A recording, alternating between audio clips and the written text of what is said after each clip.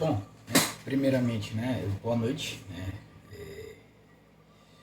para quem não me conhece, meu nome é Matheus, sou estudante de psicologia aí do 10º semestre e venho através desses vídeos aí, conversar um pouquinho sobre o nosso próximo tema, dessas nossas videoaulas, sobre a abordagem, da terapia cognitivo-comportamental, o nosso tópico de hoje, que a gente vai conversar um pouquinho, sobre os planos de ação. A gente viu aí, toda a parte introdutória, da TCC, já conversou um pouquinho sobre a conceitualização cognitiva, toda aquele, a primeira sessão, que é a sessão de avaliação, onde a gente avalia, faz a anamnese do paciente para saber quais são os objetivos do paciente, quais são as queixas principais que trazem os sujeitos ao consultório, da psicologia. E após essa avaliação, após a primeira sessão de avaliação, também chamado de anamnese, após a primeira sessão em si, onde a gente planeja nosso plano de ação, é o que a gente vai conversar um pouquinho hoje, certo? Vamos lá. Pois bem, dando uma pequena introduzida ao nosso tema de hoje, os planos de ação, tradicionalmente chamados, dentro dessa da terapia cognitivo-comportamental, tarefas de casa, devem ser considerados em uma parte integrante, não opcional, da terapia cognitivo-comportamental. Lembre-se do que dizemos aos pacientes na avaliação ou na primeira sessão, A avaliação essa que é aquela avaliação, onde também denominado, anamnese, que é a primeira sessão, onde você conhece o paciente e conversa um pouquinho mais sobre as queixas que o paciente traz. A forma como as pessoas melhoram estão fazendo pequenas mudanças no seu comportamento e pensamento todos os dias. Em cada sessão, os pacientes precisam aprender novas formas de pensar e agir, as quais irão praticar em casa. Pesquisadores descobriram que os pacientes da TCC que executam um plano de ação progridem significativamente melhor na terapia do que aqueles que não executam. O resultado final, esse resultado que é esperado pelos pacientes, eles são alcançados mais brevemente, se os pacientes eles compreenderem o processo e fazerem a parte dele, não só na terapia. A gente constrói aqui na terapia, a gente explica na terapia, induz o paciente a pensar um pouquinho mais sobre as queixas que ele estão trazendo, ele executa umas tarefas para fortificar e para consolidar dentro do seu comportamento em si, e isso faz com que esses pacientes eles melhoram. Os pacientes que eles colaboram com o seu próprio tratamento, eles conseguem um resultado significativamente melhor, maior, menos tempo de terapias comparado com aqueles que não executam. É muito importante que o paciente experimente e reconheça o seu sucesso e aprenda com cada item do plano de ação. Quando faz isso, a terapia progride mais rápido e ele tem um crescente sentimento de esperança, domínio, autoeficácia e controle. E seu humor e sintomas melhoram. Quando não tem sucesso, ele frequentemente se torna autocrítico ou sem esperança. Nessa aula de hoje, o que é esperado que vocês entendam um pouquinho sobre esses planos de ação, sobre o que é o plano de ação, como funciona esse processo, como a gente faz isso. A gente planeja junto com o paciente, realizado pelos terapeutas, psicoterapeutas, pelo da abordagem da TCC, e também serão capazes de responder as seguintes perguntas. Como se define o plano de ação? Quais são os vários tipos de itens dentro desse plano de ação? Como você encoraja os pacientes a definirem seus próprios planos de ação? Como você pode prever e evitar problemas na adesão?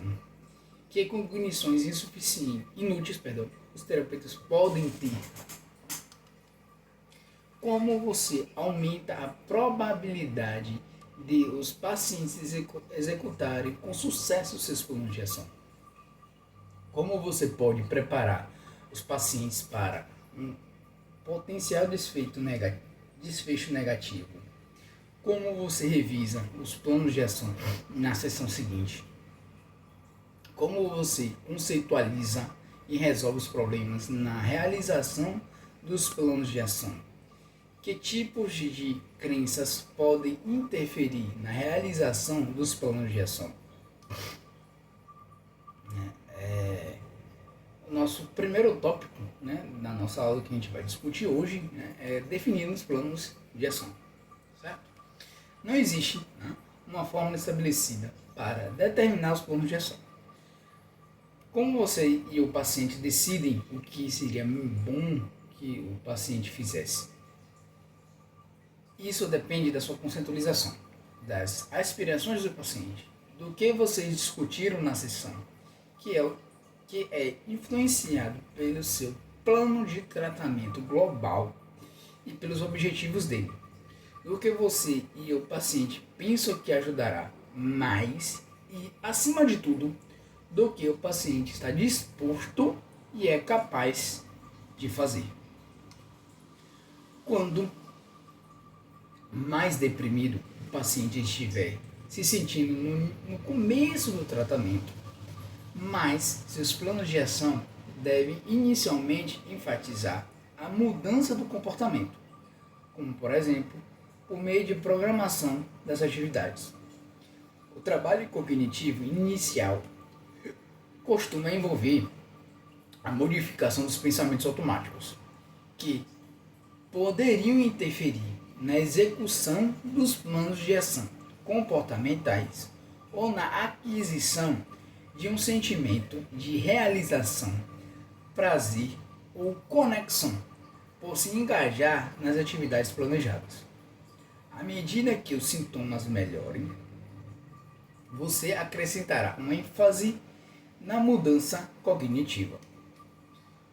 Bons planos de ação oferecem ao paciente oportunidades de tirar conclusões positivas sobre suas experiências e sobre si mesmo, educar-se, por exemplo, por meio de uma biblioterapia, coletar dados, como por exemplo, o monitoramento de seus pensamentos, sentimentos e comportamento, avaliar e modificar ou desprender-se de suas cognições, praticar habilidades cognitivas e comportamentais e, por fim, experimentar novos comportamentos. Nosso próximo item que a gente vai conversar nessa aula de hoje será os tipos de itens no plano de ação. Pois bem, além de programar essas atividades, muitos planos de ação contêm as seguintes atividades continuadas. Primeira, ler as anotações da terapia. O que isso quer dizer? Depois de discutir a questão ou problema, você pedirá ao paciente que resuma ou relate o que pensa que seja mais importante de lembrar e fazer. Você geralmente vai sugerir ideias adicionais para deixar as anotações da terapia mais robustas. Segundo, monitorar os pensamentos automáticos. Desde a primeira sessão, você irá encorajar o cliente ou o paciente a se perguntar: o que está passando pela minha mente nesse momento? Quando notar que seu humor estiver mudado ou que está se engajando em um comportamento inútil, você lhe pedirá para se lembrar de que seu pensamento pode ser verdadeiro ou não verdadeiro. ou não completamente verdadeiro. Ele pode anotar seus pensamentos em seu telefone, computador, simplesmente no papel, em um caderno ou um cartão de fichário ou uma folha de exercício. Terceiro, avaliar e responder aos pensamentos automáticos. Em virtude de todas as sessões, você ajudará o cliente a modificar seus pensamentos incorretos ou inúteis, sobretudo aqueles que interferem na execução desses planos de ação. Você também o ensinará a avaliar seu pensamento por conta própria.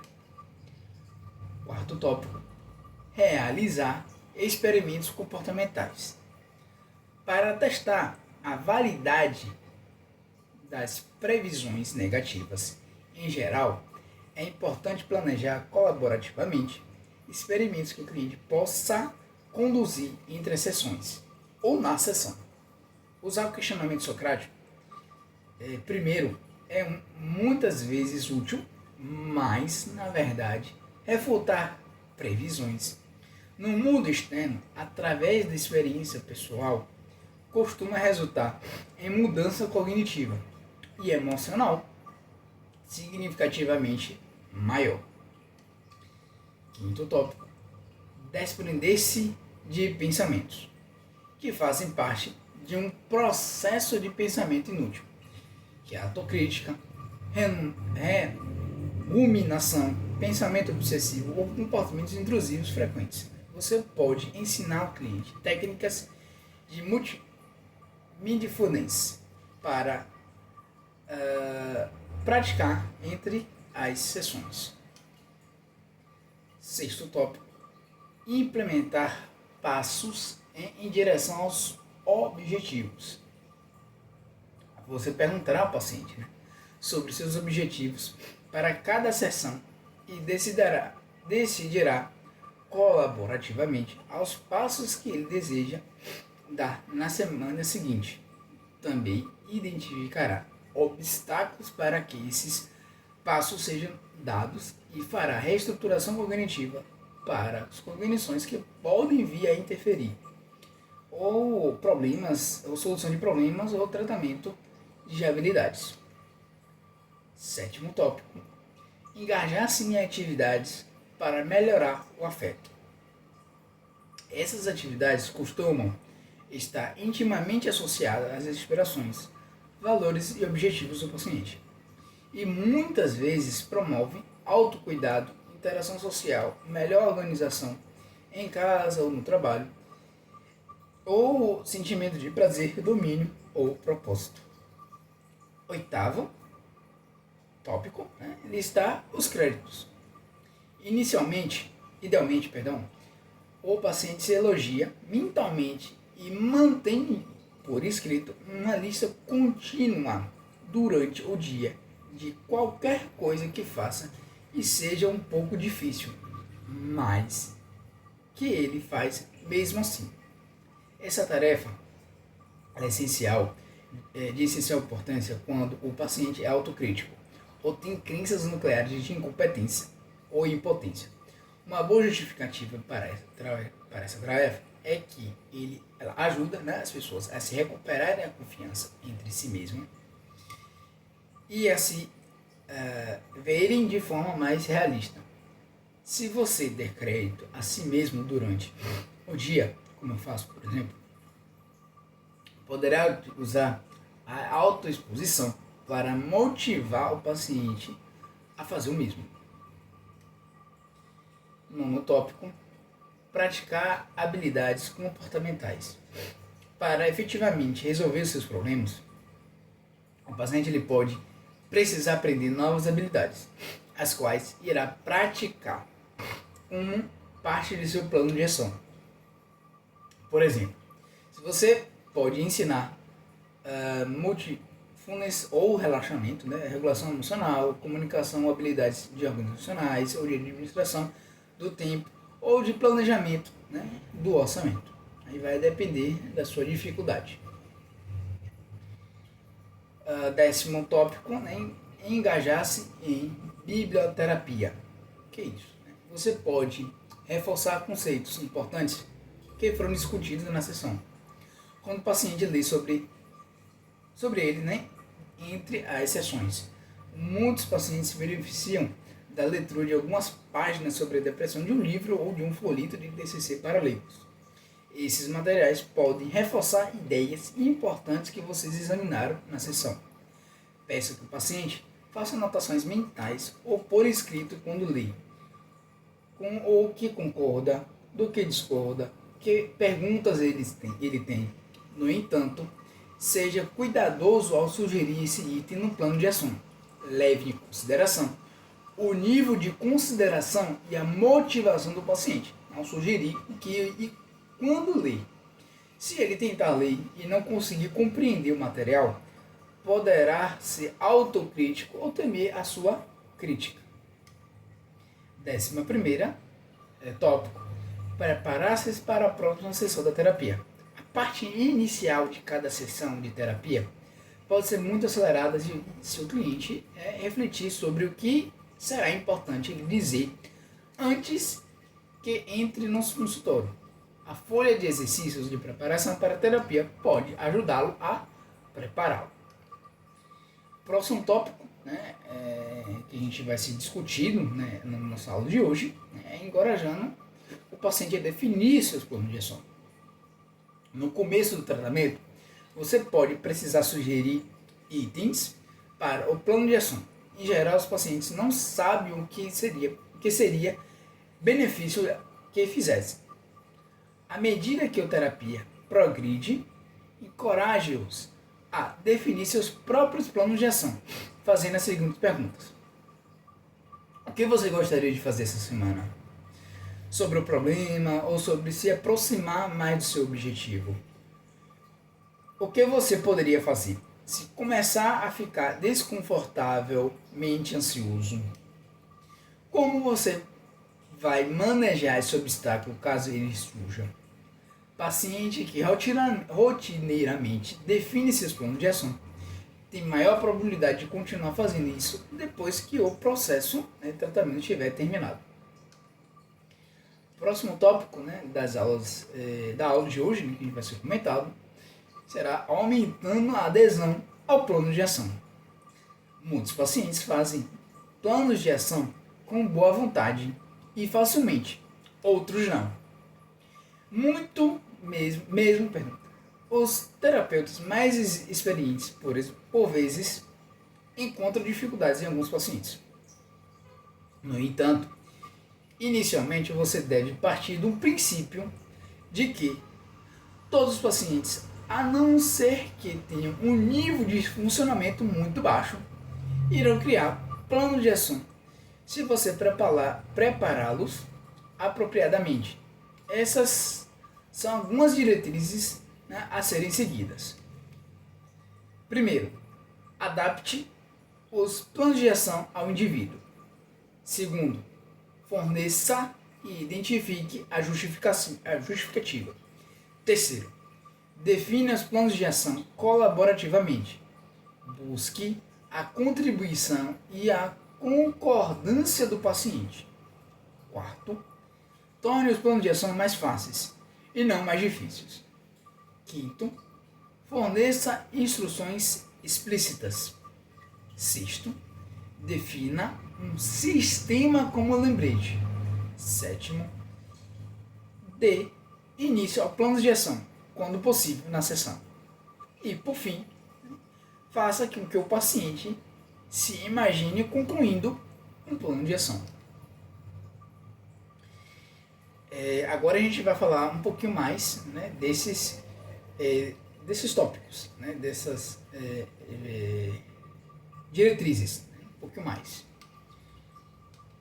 O que é adaptar os planos de ação ao indivíduo? Como é que a gente faz isso? Pois bem, né, os planos de ação não devem ser uniformizados.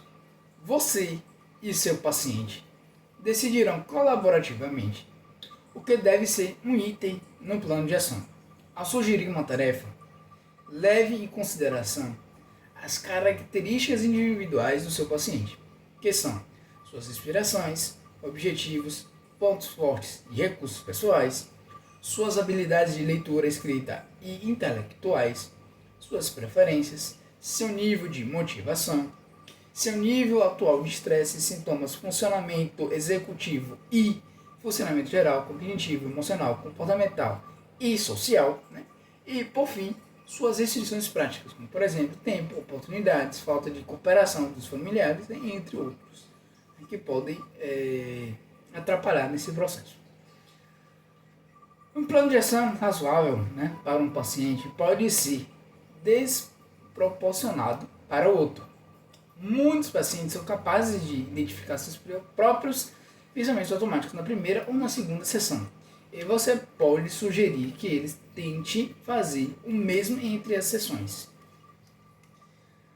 Próximo tópico, né, das diretrizes que a gente vai conversar um pouquinho, né, que é forneça e identifique a justificativa. Pois bem, né, os pacientes têm uma maior probabilidade de executar os planos de ação quando você fornece uma justificativa, pois assim eles podem ver como e por que isso os ajudaria. Você pode dizer, por exemplo, pesquisas mostram que o exercício frequentemente ajuda as pessoas a ficarem menos deprimidas. O que você acha de fazer mais exercícios algumas vezes dessa semana? Fazer perguntas para associar esses planos de ação às suas aspirações, objetivos e valores pode motivar o paciente. Esses são alguns exemplos. Por que se dá trabalho, né, de controlar seu comportamento quando você está com raiva? Qual seria o problema de perguntar às pessoas se elas podem lhe ajudar? Por que conseguir um trabalho é importante para você? Você consegue ver como fazer-se ouvir no trabalho pode ajudá-lo, né, a se sentir mais autoconfiante? Se você conseguisse ajudar seus vizinhos, o que isso diria a seu respeito? Próximo tópico, né, é das diretrizes que a gente vai conversar um pouquinho, né, defina os planos de ação colaborativamente. Tome cuidado para não indicar unilateralmente os itens para o plano de ação. Busque a contribuição e concordância do paciente. Por exemplo, você pode dizer: o que você acha de pedir que seu chefe mude seu horário de trabalho? Você acha que ajudaria se ele lesse esse cartão de enfrentamento antes de sair de casa? Você quer praticar uma técnica particular esta semana? Acho que se você entrar no chuveiro assim que acordar, isso demonstrará a si mesmo que você pode assumir mais controle do seu dia. O que você acha? Isso é algo, né, que queria tentar? Próximo tópico da diretriz que a gente vai conversar um pouquinho, né? Opte, né, pelo lado fácil. Um erro típico cometido por terapeutas inexperientes é sugerir planos de ação que são difíceis demais para os pacientes deprimidos, como, por exemplo, fazê-lo preencher um registro de pensamento diário imediatamente depois de dar início ao modelo cognitivo. Lembre-se, eles em geral não têm energia nem motivação. Suas habilidades de concentração e funcionamento executivo podem estar prejudicadas. Quando aplicável, dividam uma tarefa grande em partes mais administráveis. Por exemplo, você pode sugerir que o paciente leia um capítulo de um livro de TCC para leigos, passe 10 minutos ocupado com os documentos e papéis, ou lave uma carga de roupas, por exemplo. Próximo tópico, né, da diretriz que a gente vai começar um pouquinho é fornecer instruções explícitas. O que é isso? Né? Durante uma boa parte do tempo, você orientará o paciente a decidir quando, onde e por quanto tempo, e algumas vezes com quem, deve executar itens, né, do plano de ação. Próximo tópico da diretriz, né, defina um sistema como o lembrete. É vital registrar ou pedir que o cliente registre seus planos de ação todas as semanas, começando pela primeira sessão. Se o plano de ação for registrado por escrito, pergunte-lhe onde irá guardá-lo e como se lembrará de olhá-lo. Ele pode associar um plano de ação a uma atividade diária. Que tal anotar um crédito que você merece na hora das atribuições e por um tempo nesse dia para colar notas adesivas na geladeira, espelho no banheiro, no computador ou no painel do seu carro. Usar sua agenda disponível, dispositivo móvel, timer ou computador para alertá-lo. Você pode sugerir que ele configure um alarme, né, por exemplo, no seu telefone celular enquanto está no consultório com você. E por fim, né, pedir que outra pessoa o lembre. Você também pode perguntar a ele como ele costuma se lembrar de fazer outras atividades regularmente programadas, como tomar vitaminas ou remédios.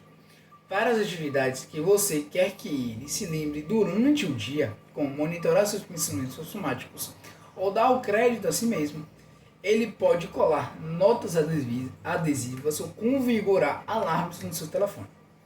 Ou você pode sugerir que ele use um elástico do pulso, troque o relógio de lugar, de braço, ou use uma pulseira que não está acostumado a usar.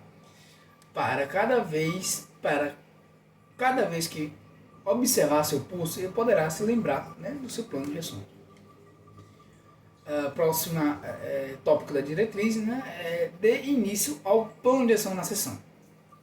Quando aplicável, sugira que o paciente inicie o plano de ação ali mesmo, na própria sessão da terapia. Isso lhe dá oportunidade de avaliar a sua capacidade.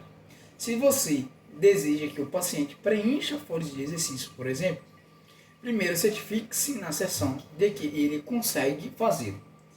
Se não conseguir preencher uma com você, é bastante improvável que faça isso fora da sessão. Dar início a um plano de ação na sessão também aumenta a probabilidade de o paciente de prosseguimento a ele em casa. Continuar um plano de ação é muito mais fácil do que iniciar um.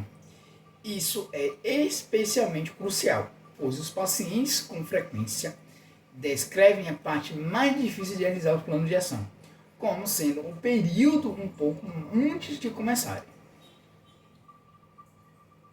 Próxima diretriz, a ser discutido, peça que o paciente se imagine concluindo um item do plano de ação. O paciente tem maior probabilidade de concluir seus planos de ação se visualizar um desfecho positivo. Sugira que ele imagine um momento específico na próxima semana em que acabou de concluir uma atividade ou uma tarefa. Pensa que imagine que está dando crédito a si mesmo. Você pode discutir várias maneiras de fazer isso. Como, por exemplo, que bom que eu fiz isso, eu mereço crédito por fazer isso, isso é bom. Esse é um passo importante para mim. Isso vai me ajudar a atingir o meu objetivo. Também é aconselhável, né, que ele visualize e verbalize o que foi bom na experiência, o que a experiência significou para ele e o que ela disse sobre você e como se sentiu emocionalmente.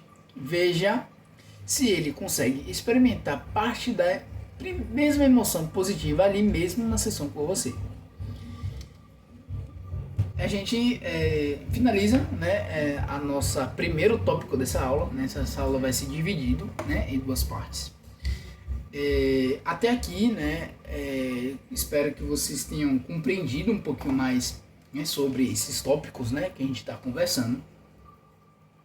Se surgirem dúvidas, né, até aqui, né, eu vou deixar na descrição desse vídeo, né, lá na descrição meu e-mail para contato, né, onde vocês podem perguntar, tirar dúvidas, fazer sugestões, né, trazer curiosidades que queiram trazer, né, que eu quero que eu traga nos próximos vídeos aí da aula. No mais, né, espero que vocês tenham gostado desse vídeo, tenham compreendido um pouquinho, né, sobre esses planos de ação, né. Nossa próxima aula a gente vai conversar um pouquinho mais, né? Primeiro tópico da aula da próxima aula é prevendo e evitando, né, os problemas.